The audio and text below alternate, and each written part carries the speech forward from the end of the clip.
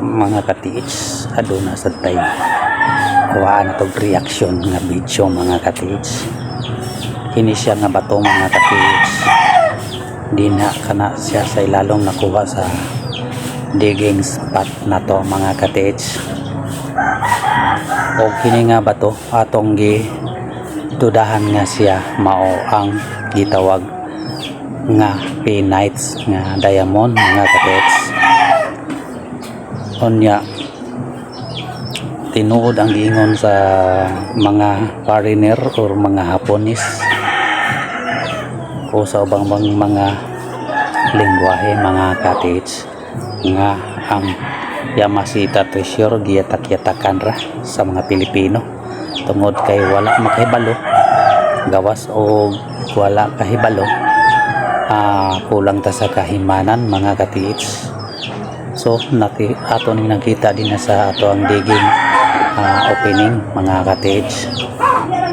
Onya atong gitipigan kay ako gas duda nga kini siya usa ka diamond nga mao ang gitawag nga penites na mga katiits. Kung ma-process na ni siya mga katiits, monindot na unya ni ang forma.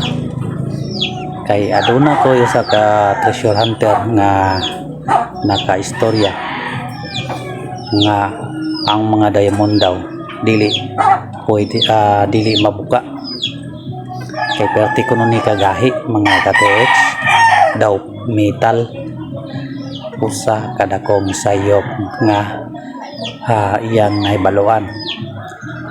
Kay ang mga diamond nanong giingon nga dili mabuka mga katiits kay kung mabuka na siya mga katiits anugon kayo kay usa ka mahalong bato mao na ang tinuod mga katiits.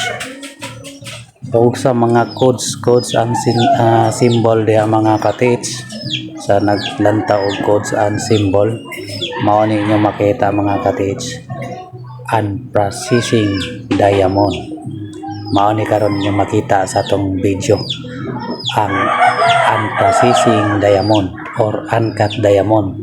Nganong gitawag siya uncut diamond o processing diamond tungod kay minerals pa siya mga katiits. Mao na nga ilitan ang lubong sa hapon naka-process no kay naaman sa ilang mga codes and symbol makita sad nga nakasulat nga unprocessing diamond o unprocessing gold na mao na siya.